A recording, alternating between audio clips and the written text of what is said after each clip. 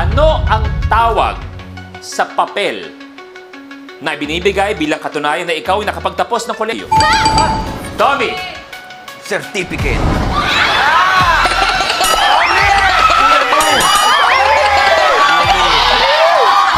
Wow, hindi na. Tommy, for the very first time, ngayon lang umiyak si Kuya Lu habang nag-hosting.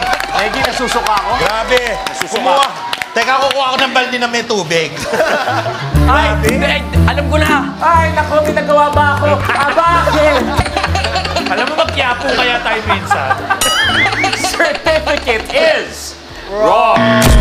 Okay, so kamay sa baba, tandaan, antayin pag sinabi ko ang steal. Ano ang tawag sa papel na binibigay bilang katunayan na ikaw ay nakapagtapos ng kolehiyo? Steal! AC. Diploma? Tama? Natutuwa ka, Tommy, na iba yung nakasagot. Siyempre, ano ko to eh. Kasi magsha-share naman din kami sa kanya.